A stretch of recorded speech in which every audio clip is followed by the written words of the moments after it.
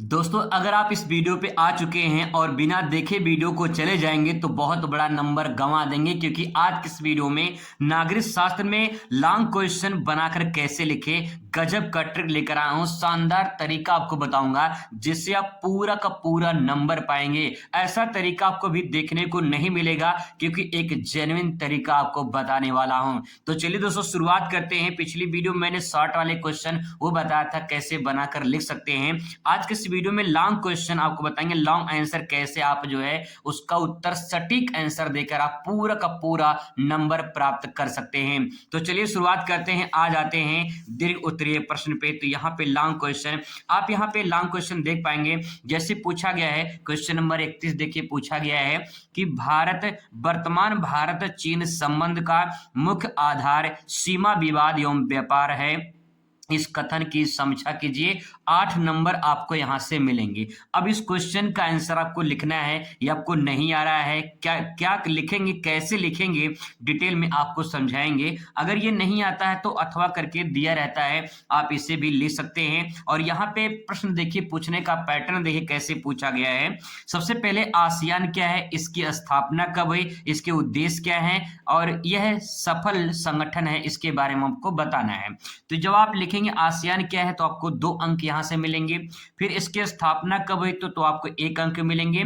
इसके उद्देश्य क्या है, 3 अंक मिलेंगे। और ये सफल संगठन क्या है, 2 अंक आपको यहां से मिलेगा। तो इस प्रकार से अंक भी आपके डिवाइड हैं। आप शानदार आंसर लिख सकते हैं, मैं आपको तरीका बताने वाला हूं। तो चलिए शुरुआत करते हैं और समझने का प्रयास करते हैं कैसे आप आंसर को लिखेंगे। तो सबसे पहले यहाँ पे लॉन्ग क्वेश्चन है। लॉन्ग क्वेश्चन लिखने से पहले आपको अपने कॉपी में यहाँ पे लिखना होगा, यहाँ पे आपको लिखना होगा प्रश्नोत्तर नंबर। ठीक है, यहाँ पे लिखेंगे प्रश्नोत्तर नंबर।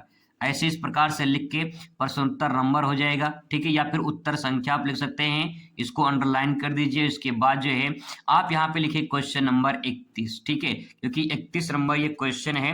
31 नंबर आप क्वेश्चन यहाँ पे देख पाएंगे, 31 नंबर क्वेश्चन है तो 31 आपको लिखना होगा।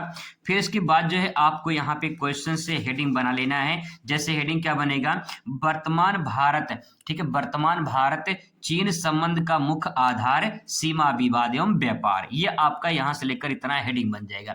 अब इसके बारे में आपको लिखना है। ठीक है, तो आप यहाँ पे हेडिंग इस प्रकार से हेडिंग बना लेंगे। अब मैं आपको सही तरीके से कैसे लिखते हैं उसको मैं फेयर कॉपी पे, ये तो मैंने आपको रफली बताया है, अब फेयर कॉपी पे मैं कैसे लिखा हूं उसको मैं आपको दिखा देता हूं। अगर ऐसे आप लिखते हैं तो आपको बढ़िया नंबर मिलेगा। तो चलिए देख लेते हैं फटाफट कैसे आप लिखते हैं। तो दोस्तों आप यहाँ पे देख पाएंगे इस प्रकार से आंसर आपको प्रेजेंट करना है। एक एक करके डिटेल में मैं आपको समझाऊंगा, घबराने वाली बात नहीं है, अच्छे तरीके से समझने का प्रयास करेंगे। ठीक है, अब यहाँ पे देखिए मैंने यहाँ पे लिखा है दीर्घ उत्तरीय प्रश्न। ठीक है, और फिर इसके बाद यहाँ पे उत्तर संख्या है, प्रश्नोत्तर नंबर जो भी रहेगा आप यहाँ पे लिख देंगे। फिर यहाँ पे मैंने हेडिंग बना लिया है क्वेश्चन से ही कि वर्तमान भारत चीन संबंध का मुख्य आधार सीमा विवाद एवं व्यापारी, आपका हेडिंग बन जाएगा, अंडरलाइन कर दीजिए, अच्छा लगे देखने में। ठीक है, इस प्रकार से। अब आपको एक काम और करना है, अगर आप ये काम कर सकते हैं तो कर लीजिएगा। यहाँ पे लिखा है भारत चीन संबंध, 8 नंबर का क्वेश्चन है। अगर आप थोड़ा इसमें मैपिंग कर देते हैं ना तो भाई समझ लीजिए, मैं 100% आपको बता रहा हूं, 100% दिमाग में बैठा लीजिए कि अगर आप मैपिंग कर देते हैं, ठीक है, अगर आप मैपिंग कर देते हैं तो ये मान के चलिए 8 में 8 का पूरा नंबर आपको मिल जाएगा अगर आप मैपिंग कर देते हैं। आपको कुछ करना नहीं, इसमें चीन बनाना है और भारत बनाना है, यानी भारत के ऊपर चीन है तो आपको भारत बना के चीन दर्शा देनी है। और जो स्टेट भारत के साथ सीमा साझा करते हैं चीन के साथ में, भारत के स्टेट, उनको दर्शा देना है। कैसे दर्शाना है, देखिए मैंने यहाँ पे दर्शा लिया है, जैसे आप यहाँ पे देख पाएंगे। बस आपको इतना बना, पूरा भारत नहीं बनाना है, इतना बना के दर्शाना है। कैसे बनाते हैं आइए इसको भी प्रैक्टिस थोड़ा सा कर लेते हैं। जैसे यहाँ पे कॉपी है तो यहाँ पे जैसे प्रश्नोत्तर नंबर आपने लिख दिया, यहाँ पे आपका हेडिंग हो जाएगा। अब यहाँ पे थोड़ा सा ऐसे करके देखिए, कुछ करना नहीं है, पहले यहाँ पे ऐसे 3 की तरह बना लीजिए, ऐसे करके 3 की तरह ऐसे। ठीक है, ऐसे करके आप बना लीजिए, इतना करके बना लेंगे। फिर इसके बाद जो है यहाँ पे ऐसे करके इस प्रकार से नेपाल बना देंगे। और फिर इसके बाद जो है यहाँ पे सिक्किम हो जाएगा, यहाँ पे भूटान हो जाएगा। फिर इसके बाद जो है आप यहाँ पे ऐसे करके जो है समथिंग ऐसे प्रकार से घुमा के यहाँ इतना कर देंगे तो समझ लीजिए कि अगर आप इतना कर देते हैं ये आपका हो गया, बस इतना काम करना होगा। इसके बाद जो है आपको यहाँ पे स्टेट लिखना होगा, ठीक है। अब जैसे देखिए यहाँ पे आपका ये लद्दाख हो जाएगा, यहाँ पे आपका हिमाचल प्रदेश हो जाएगा, यहाँ पे आपका उत्तराखंड हो जाएगा, यहाँ पे सिक्किम और यहाँ पे है अरुणाचल प्रदेश, ठीक है। बस आपको इतना काम कर देंगे। अगर आप इतना काम कर दिए तो ये मान के चलिए कि एग्जामिनर आपको इसी पे 1 नंबर दे देगा, ठीक है। 1 नंबर आपको इसी पे मिल जाएगा। अब यहाँ पे वही चीज मैंने आपको यहाँ पे भर के दिखाया है, जैसे आप यहाँ पे देख पाएंगे मैपिंग हो गया।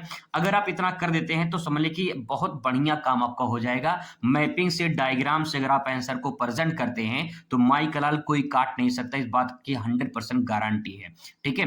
अब इतना काम हो गया, अब इसके बारे में आपको लिखना है। तो सबसे पहला हेडिंग क्या लिखना है? सबसे पहले यहाँ पे देखिए लिखा है यहाँ पे हेडिंग में भारत चीन संबंध, तो आपको पहले यही लिखना है भारत चीन संबंध। तो आपका यहाँ पे हेडिंग बनेगा भारत चीन संबंध, ठीक है। अब आपको इसके बारे में लिखना है, क्या लिखना है? कुछ नहीं समझ में आ रहा है तो देखिए कुछ नहीं करना है, सिंपल सी बात है, आपको इसे सेंटेंस से सोच के लिखना है भारत चीन में कैसा संबंध है। तो यहाँ पे देखिए चीन है, यहाँ पे ये भारत है, यहाँ पे ये भारत है। अब इसके बारे में आपको यहाँ पे लिखना है, तो कुछ समझ में नहीं आ रहा है क्या लिखे, तो कुछ करना नहीं है। देखिए भारत यहाँ पे है, ठीक है, चीन यहाँ पे है, तो लिखेंगे भारत चीन का पड़ोसी देश है, ठीक है। भारत चीन का पड़ोसी देश है या चीन भारत का पड़ोसी देश है, ऐसे भी लिख सकते हैं क्योंकि दोनों पड़ोसी देश हैं, ठीक है। तो इस प्रकार से लिखेंगे भारत चीन का पड़ोसी देश है और भारत चीन में ऐसा संबंध है जिसमें हमें हमेशा सीमा विवाद देखने को मिलता है, क्योंकि यहाँ पे कभी कभी चीन जो है भारत में घुसने का प्रवेश करता है, कभी कहता है अरुणाचल प्रदेश हमारा है। इस प्रकार से जो है ये सीमा विवाद होते रहते हैं। तो ये संबंध के बारे में 4 से 5 लाइन जब आप लिखेंगे तो ये आपका ये कवर हो जाएगा। जब ये आपका कवर हो जाएगा 4 से 5 लाइन, फिर आपको दूसरी हेडिंग बनानी है। दूसरी हेडिंग क्या बनेगा? इसी क्वेश्चन से देखिए दूसरी हेडिंग बन जाएगा भारत चीन सीमा विवाद, ठीक है। भारत चीन सीमा विवाद आपका दूसरा हेडिंग बन जाएगा। अब दूसरा हेडिंग आपका पड़ेगा भारत चीन सीमा विवाद। तो सीमा विवाद में हम इसमें क्या लिखेंगे कि भारत चीन में हमेशा सीमा को लेकर विवाद होते रहते हैं, चीन हमेशा घुसपैठ करता रहता है जिसके कारण सीमा पर विवाद उत्पन्न होते रहते हैं और आपस में सैनिक जो है, जो सीमा पर सैनिक होते हैं उनमें विवाद होते रहते हैं और आपसी झड़प भी होते रहते हैं। तो इस प्रकार से थोड़ा थोड़ा से बना के लिख देंगे, 4 से 5 लाइन लिखेंगे तो ये 4 से 5 लाइन आपका कवर हो जाएगा। मैंने यहाँ पे 2 ही 3 लाइन स्पेस दिया है ताकि जो है आप समझ पाए इसे आसानी से, लेकिन आपको 4 से 5 लाइन लिखना है, ठीक है, तब जाके लॉन्ग क्वेश्चन है पूरा कंप्लीट होगा। इसके बाद तो यहाँ पे अगली हेडिंग उसी क्वेश्चन से हेडिंग वाला लेना है। यहाँ पे देखिए लिखा है कि व्यापार बताना है, तो यहाँ पे भारत चीन व्यापार हो जाएगा, ठीक है। तो यहाँ पे भारत चीन व्यापार के बारे में अगली हेडिंग बन जाएगी। तो इसमें लिखेंगे भारत चीन में व्यापार होता है, भारत से कुछ वस्तुएं आयात की जाती हैं और कुछ वस्तुएं जो है वो मतलब निर्यात की जाती हैं। आयात का मतलब होता है कि भारत जो है चीन से बहुत ज्यादा सामान खरीदता है, जैसे मोबाइल फोन हो गया, इलेक्ट्रॉनिक सामान हो गया, बहुत सारी चीजें होती हैं जो भारत जो है खरीदता है चीन से, तो आयात करता है। कुछ चीजें हैं जो भारत निर्यात भी करता है, ठीक है। तो यहाँ से आप आयात और निर्यात लिख देंगे, 2-3 लाइन इसके बारे में, 2-3 लाइन इसके बारे में, बढ़िया आंसर आपको यहाँ पे देखने को मिलेगा और एक गजब का आपका आंसर बनेगा। दोस्तों को बता दें कि अगर ये आप आंसर पूरा लिखते हैं तो ये 8 नंबर का क्वेश्चन है, 8 में 8 का पूरा नंबर मिल जाएगा, क्योंकि आपने जो लिखा है वो जेन्युइन आंसर लिखा है, सही तरीके से लिखा। दूसरी बात ये है कि आप देखिए क्वेश्चन से ही पूरा हेडिंग मैंने बनाया है, एक भी हेडिंग बाहर से मैंने नहीं लिखा है। जो व्यापार हो रहा है उसमें कुछ वस्तुएं आयात की जाती हैं, कुछ वस्तुएं निर्यात की जाती हैं, तो वो आपको लिखना है। सारे हेडिंग इसी क्वेश्चन से, इतने क्वेश्चन से आपका पूरा हेडिंग बना है और छोटा सा एक जो है आपको मैपिंग कर देना है, पूरा बेहतरीन अंक आपको प्राप्त होंगे, ठीक है। आई होप आपको ये पहला क्वेश्चन समझ में आया होगा कैसे करना है आपको। फिर इसके बाद आपको यहाँ पे देखिए अगला क्वेश्चन है, आसियान क्या है, इसकी स्थापना कब हुई है, इसके उद्देश्य क्या है और ये सफल संगठन है, इसके बारे में आपको बताना है। अब इसके बारे में आपको कुछ नहीं समझ में आ रहा है क्या करना है, कैसे लिखना है, तो आइए जानते हैं इसको कैसे आप सही उत्तर लिख सकते हैं। कॉपी में उत्तर लिखने के लिए दोस्तों आपको सबसे पहले यही काम कर लेना है। यहाँ पे प्रश्नोत्तर नंबर देखिए, प्रश्नोत्तर संख्या मैंने यहाँ पे लिख लिया है, अथवा क्वेश्चन लिख रहा हूँ तो यहाँ पे मैंने अथवा लिख दिया है। फिर इसके बाद यहाँ पे मैंने हेडिंग बनाया है आसियान, क्योंकि यहाँ पहले क्वेश्चन पूछा है आसियान। यहाँ पे जो नंबर देखिए आप जब आसियान के बारे में बताएंगे तो 2 अंक आपको यहाँ से मिलेगा। इसके बाद जब इसकी स्थापना बताएंगे 1 अंक आपको यहाँ से मिलेगा। ऐसे नंबर डिवाइड है। तो सबसे पहले यहाँ पे देखिए हेडिंग बन गया है, बस आपको थोड़ा सा सही तरीके से उसको एडजस्ट करना है। तो सबसे पहले मैंने यहाँ पे देखिए आसियान हेडिंग बना लिया है। अब सबसे पहले आपको आसियान के बारे में लिखना है, लेकिन सवाल ये है कि हमको आ ही नहीं रहा है, लिखे क्या? तो कुछ नहीं करना है, एक बार फिर से क्वेश्चन को पढ़ना है और यहाँ पे देखना आसियान क्या है, इसकी स्थापना कब हुई है, इसके उद्देश्य क्या है। इतना पढ़ने के बाद हमें समझ में नहीं आ रहा कि आखिर आसियान क्या है, लेकिन यहाँ पे देखिए इसका उत्तर आपको मिलेगा, आसियान एक सफल संगठन है। यहाँ पे देखिए उत्तर ही लिख दिया है यहाँ पे, इसका मतलब है कि आपको हिंट मिल चुका है और इसी से पूरा का पूरा आपका आंसर बनेगा। दोस्तों बस आप समझने का प्रयास करिए, क्वेश्चन से ही उत्तर आपका बन जाता है। कुछ ऐसे क्वेश्चन होते हैं जो सटीक उत्तर आपको मिल जाते हैं, आपके सामने यहीं पे देख लीजिए। आसियान क्या है? यह एक सफल संगठन है, उत्तर खुद मिल गया आपको। तो कुछ नहीं करना, आप अपनी कॉपी में यहाँ पे लिखना है आसियान एक सफल संगठन है। तो इसका उत्तर जो है आपको अपनी कॉपी में लिखना है कि आसियान एक सफल संगठन है। तो यहाँ पर लिख दे रहा हूं, आसियान एक सफल संगठन है, सफल संगठन है। ठीक है, आपने इतना काम कर दिया है। अब इसी के आगे आपको लिखना, अब देखिए सोचिए सफल संगठन है तो सफल क्यों हुआ भाई? सफल क्यों हुआ? सफल इसलिए होगा दोस्तों क्योंकि ये आसियान जो संगठन है ये अच्छा काम किया होगा। अब संगठन यानी एक गुट है, एक समूह है जिससे लोगों का काम किया होगा, समाज का भला किया होगा, समाज के हित के लिए काम किया होगा, तो इसीलिए सफल हुआ है। तो अब इसके बारे में जब आपको इतना हिंट मिल गया ना, आगे तीन चार लाइन बना के लिखिए, काफी बेहतरीन अच्छे तरीके से लिख के आप पूरा अंक प्राप्त कर सकते हैं। तो ये लिखने का सही तरीका है, जेन्युइन तरीका मैं आपको बता रहा हूं, एक भी नंबर आपका कोई भी टीचर काट नहीं सकता है अगर आप सही तरीके से आंसर को प्रेजेंट करते हैं। अब आसियान के बारे में 3 से 4 लाइन लिख देंगे, फिर इसके बाद आपका नाम आएगा, यहाँ पे नेक्स्ट आएगा इसकी स्थापना कब हुई है। अब यहाँ पे जरा देखिए, यहाँ पे लिखा है इसकी स्थापना कब हुई है, आपको यहाँ पे 1 नंबर मिलेगा। अब आपको स्थापना नहीं पता है, कोई बात नहीं, घबराने वाली बात नहीं है। आप हेडिंग बनाइए और यहाँ पे कुछ भी आप लिख दीजिए, कुछ भी जो भी आपको डेट उस टाइम पे याद आए आप लिख दीजिए कि जो है ये 1960 में, 67 में, 65 में इसकी स्थापना हुई थी, आप यहाँ पे लिख दीजिए। देखिए अगर गलत होगा तो पूरा गलत नहीं होगा, फायदा देखिए कितना बढ़िया फायदा मिलेगा आपको, इसको लिखने से आपको 1 नंबर मिलेगा। अगर ये गलत हो जाता है तो बाकी यहाँ पे 2 नंबर ये, 3 नंबर ये और 2 नंबर ये, 3 2 5 2 7 नंबर तो आपको मिल ही जाएगा। क्या दिक्कत है, 1 नंबर कटने दो भाई, बना के लिख रहे हो और 7 में 8 में से 7 मिल रहा है, कम है? कम नहीं है दोस्तों, सही तरीके से आंसर लिखिए, आपको पूरा नंबर मिलेगा। ये छोड़ दीजिए, आपको नहीं पता है कोई बात नहीं, ठीक है। तो मैं यहाँ पे इसका डेट लिख दे रहा हूँ, यहाँ पे ये 1900, इसकी स्थापना जो है 1967 में हुई थी, ठीक है। 1900 वाले ये पेपर में आपके आ गया तो आप क्या लिखेंगे, 1967 आप यहाँ पे लिख देंगे, ठीक है। 1967 में इसकी स्थापना हुई थी। अगर आपको पूरा डेट लिखना है तो पूरा डेट मैं लिख दे रहा हूं यहाँ पे, इसका लिखिए 8/8, ठीक है, 8/8/1967। तो यहाँ पे देखिए 6 7 8वें ट्रिक थोड़ा सा बता दे रहा हूं आपको ताकि जो है आपको याद रहे। तो यहाँ पे देखिए, यहाँ पे 6 है, 7 है, 8 है, ठीक है, यही आपका 6 7 8 है, इसी खेल में समझना है। देखिए पहले 8 है, फिर 8 है, फिर इसके बाद 6 7 है, ठीक है। तो बस यहाँ पे 19 लगा दीजिए तो इसके बाद आपका काम हो जाएगा, ठीक है। तो चलिए इसका बात हो गया। अगर आप इसे गलत लिख देते हैं तो घबराने वाली बात नहीं रहेगी क्योंकि आपका सिर्फ 1 नंबर ही कटेगा, ठीक है। चलिए मान लेते हैं आपको नहीं आता, आगे देखिए इसके उद्देश्य क्या है। अब इसके उद्देश्य बताना है। अब आपको उद्देश्य मैं लिखने का 2-3 तरीका बताऊंगा जिससे आप पूरा का पूरा यानी 3 नंबर उद्देश्य में मिलेगा, तीनों नंबर आपको मिलेगा। आइए जानते हैं कैसे। देखिए सबसे पहला तरीका यहाँ पे जान लीजिए, जो आपको मैं तरीका बता रहा हूं वो आप पहला तरीका यहाँ पे देख पाएंगे। ये है आपका पहला तरीका, ये है आपका पहला तरीका, ठीक है। आसियान का उद्देश्य ऐसे आप लिखिए, हेडिंग बनाइए और इसके बाद जो है यहाँ पे आप पॉइंट वाइज ऐसे लिख सकते हैं, ये पहला तरीका है, ठीक है। इसमें नंबर आपके थोड़े से कम मिल सकते हैं, अगर ये 3 नंबर का है, ठीक है, तो आपको इसमें 2 ही नंबर मिल सकता है। लेकिन अगर पूरा नंबर चाहिए तो यहाँ पे नीचे देखिए डायग्राम मैंने यहाँ बनाया है, आसियान के उद्देश्य। आप इस डायग्राम का प्रयोग कर सकते हैं, बहुत सिंपल डायग्राम है, कोई ज्यादा, एक माइंड मैप बना सकते हैं, ऐसे बना देंगे और फिर यहाँ पे आप नंबर 1 लिखेंगे, फिर नंबर 2 लिखेंगे, फिर नंबर 3, नंबर 4 पॉइंट, फिर नंबर 5।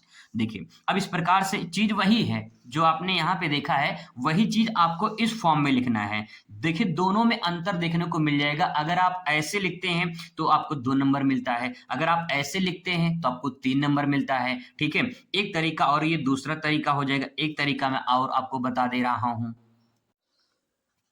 ये आपका देखिए आसियान का उद्देश्य इस प्रकार से तीसरा तरीका है, ये आपका तीसरा तरीका हो जाएगा। अब यहाँ पे इस डायग्राम को देखिए, यहाँ पे नंबर 1 लिख सकते हैं, फिर यहाँ पे नंबर 2, यहाँ पे नंबर 3, यहाँ पे नंबर 4, यहाँ पे नंबर 5, यहाँ पे 6, जितने पॉइंट आप बनाना चाहते हैं इस प्रकार से आप बना सकते हैं। ये माइंड मैप का काम करता है, इसे कहते हैं स्मार्ट आंसर लिखना। इसे कहते हैं कि सही तरीके से आंसर लिखना और सबसे हटकर, सबसे अलग आंसर। आप अलग जब तक नहीं करेंगे तब तक आपको अच्छा नंबर नहीं मिलेगा। आप सोचिए, किसी का गाना, किसी का वीडियो, किसी का रील्स, शॉर्ट वीडियो वायरल क्यों होता है? जब तक उसके कुछ वीडियो में कुछ अलग नहीं होगा तब तक वायरल नहीं होगा। तो दोस्तों, आपको ये तरीका अपनाना है और अगर ये तरीका अपनाते हैं तो आपको अच्छा अंक मिलेगा। मैं आपको अपने तरीके से नहीं बता रहा हूं कि आपको ऐसे करना है, ये बोर्ड ने खुद निर्देश दिया है कि माइंड में बना के आंसर लिखिए, सटीक आपको नंबर मिलेगा। तो ये बात आपको समझ में आ गई है। अब लेकिन सवाल ये है कि इसमें लिखेंगे क्या? उद्देश्य में आ जाते हैं कि लिखेंगे क्या। ठीक है, चलिए यहीं पे देख लेते हैं कि उद्देश्य में क्या लिखेंगे। यहाँ पे देखिए, उद्देश्य पूछा है, इसका मतलब एक सफल संगठन है, उसके उद्देश्य क्या है? अब आप सोचिए जरा, इस जो आसियान के बारे में बात हम लोग कर रहे हैं, आसियान में, अब इसके उद्देश्य में आपको समझ में नहीं आ रहा क्या लिखे? तो देखिए, ये एक संगठन है, तो संगठन ये है कि भैया ये समाज के हित का काम करता होगा, तो यहाँ पे हम लिख सकते हैं सामाजिक उद्देश्य। लिख सकते हैं कि नहीं लिख सकते हैं? अगर समाज के हित का काम करता होगा तो हम यहाँ पे लिखेंगे सामाजिक उद्देश्य, क्योंकि ये समाज के भलाई के लिए काम करता है। ठीक है, दूसरा पॉइंट, अगर ये समाज के लोगों को रोजगार देता है तो यहाँ पे हम आर्थिक लिख सकते हैं। आर्थिक उद्देश्य लिख सकते हैं कि नहीं लिख सकते हैं? बिल्कुल लिख सकते हैं, उद्देश्य। ठीक है, उद्देश्य हो गया। अब इसके बाद यहाँ पे समाज में भला करता है तो सामाजिक उद्देश्य हो गया। लोगों को रोजगार प्रदान करता है तो यहाँ पे जो है आर्थिक उद्देश्य हो गया।